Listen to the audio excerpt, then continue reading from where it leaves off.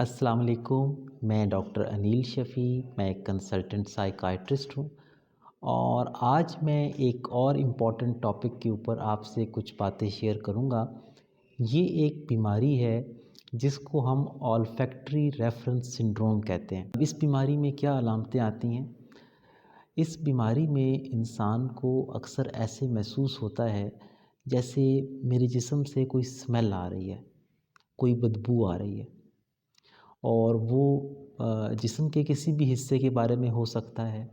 कुछ लोगों को होता है कि हमारे हाथों से स्मेल आ रही है, कुछ लोगों को अपने पूरे जिस्म से, कुछ लोगों को ऐसे फ़ील होता है जैसे हमारे जिस्म से शायद कोई गैस वगैरह ख़ारिज हो रही है और उससे स्मेल आ रही है। और वो लोग ये महसूस करते हैं कि ना सिर्फ़ ये कि हमारे जिस्म से स्मेल आ रही है, बल्कि वो स्मेल आस-पास के लोग भी जो है वो महसूस करते हैं और उस स्मेल की वजह से लोग जो है वो हमसे कतराते हैं या हमारा मज़ाक उड़ाते हैं। तो ये इसमें सिम्पटम बड़ा कॉमनली जो है इसमें आता है। अब इसमें क्या होता है कि आम तौर पर ये जो महसूसात हैं, ये पेशेंट का वहम होता है। या तो स्मेल ना होने के बराबर होती है या होती ही नहीं है, लेकिन इसके बावजूद बंदा इस डर और ख़ौफ में मुब्तला हो जाता है। इसके मुब्तला होने से एक तरफ तो बंदा सोशल गैदरिंग्स को, लोगों में मिलने-जुलने को, इन चीज़ों को अवॉइड करना, इनसे परहेज़ करना शुरू कर देता है कि अगर मैं लोगों में जाऊँगा और मेरे जिस्म से स्मेल आएगी तो लोग मेरे पे हँसेंगे या मेरे बारे में नेगेटिव राय कायम करेंगे। तो एक तरफ तो ये चीज़ें शुरू हो जाती हैं। दूसरी तरफ बहुत सारे ऐसे बिहेवियर्स इंसान करना शुरू कर देता है इसमें, जिसमें वो ये तसल्ली हासिल करना चाह रहा होता है कि या तो स्मेल आ ना रही हो, इस बात की तसल्ली हो जाए, या ये है कि अगर स्मेल उसको फिर भी महसूस हो रही है बंदे को, तो कोई ऐसा तरीका इख्तियार करे जिससे उस स्मेल को वो दबा सके। अब इसके लिए वो क्या करते हैं कि एक तो ये कि बार-बार चेक करेंगे, बार-बार अपने आप को सूंघते रहेंगे और इससे वो ये चेक करने की कोशिश करते हैं कि स्मेल आ तो नहीं रही। दूसरा काम वो ये करते हैं कि अक्सर अगर उनको ये डर रहता है ना कि हमारे जिस्म से स्मेल आएगी, तो वो मुख्तलिफ़ तरीक़ों से उस स्मेल को छुपाने की कोशिश करते हैं। जैसे अपने जिस्म पे परफ्यूम लगा लेंगे, डिओड्रेंट्स लगा लेंगे या हाथ बार-बार धोएँगे, बार-बार नहाएँगे। इस तरह के मुख्तलिफ़ तरह के काम वो करते हैं अपनी इस स्मेल को छुपाने के लिए, जो कि हकीकतन होती भी नहीं है या बहुत ही कम होती है, और वो सिर्फ़ जो है ना वहम कर रहे होते हैं।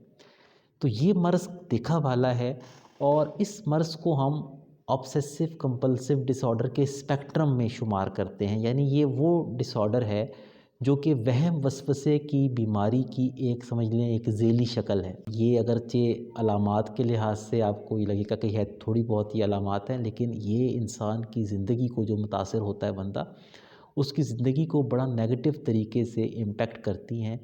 और अक्सर ये होता है कि इसके साथ बंदा अपनी नॉर्मल ज़िंदगी जो है वो नहीं गुज़ार पाता, और ज़ाहिर है कि जब वो ये सारा कुछ करेगा, एक तो उसका टाइम बहुत ज़ाया होता है इन सब कामों के करने में। दूसरा वो जो ज़हनी अज़ियत है कि मेरे से स्मेल आ रही है, वो हर वक़्त रहना, उससे इंसान का जो खुद एतमादी है इंसान की, वो ख़त्म होना शुरू हो जाती है। इंसान आहिस्ता-आहिस्ता डिप्रेशन का शिकार होना शुरू हो जाता है। इसके साथ-साथ फिर ये होता है कि ज़ाहिर है कि जब वो लोगों से मिलने-जुलने से भी कतराएगा, तो उसकी जो रिलेशनशिप्स हैं लोगों के साथ, उसमें रखना आना शुरू हो जाएगा। करीब के तल्लुकात के अंदर भी वो जो है ना गुरेज़ करेगा कि मेरे से जो है वो मेरे पार्टनर को स्मेल ना आए। और इस तरह से आहिस्ता-आहिस्ता उसकी ज़िंदगी जो है ना वो महदूद होती चली जाती है कि वो जो है ना बहुत सारे काम फिर नहीं कर पाता, और ज़िंदगी में तरक्की की दौड़ में अक्सर उसमें भी वो पीछे रह जाता है, क्योंकि जब वो लोगों से मिलना-जुलना ही अवॉइड करेगा तो बहुत सारे फिर ऐसे काम जो कि मुख्तलिफ़ जॉब्स में उसे करने हैं वो उस तरह से नहीं कर पाता। इस बीमारी का जो इलाज है वो 2 तरीके से होता है, बातचीत के ज़रिए से, जिसको हम कॉग्निटिव बिहेवियरल थेरेपी कहते हैं, और दवाई के ज़रिए से। अमूमन जब ये दोनों तरह के इलाज साथ-साथ चलते हैं तो इस बीमारी में सबसे अच्छी बेहतरी जो है तब आती है। अगर आपको लगता है कि ये बीमारी आपको है, तो आप इस झिझक में ना रहें कि हम इस बीमारी का शिकार हो गए हैं तो इसका कोई इलाज नहीं है, बल्कि इसका बहुत अच्छा इलाज है। अपने साइकाइट्रिस्ट से आप राब्ता करें और इसका एक अच्छा इलाज जो है वो करवाएँ, تاکہ ایک نارمل زندگی آپ گزار سکیں۔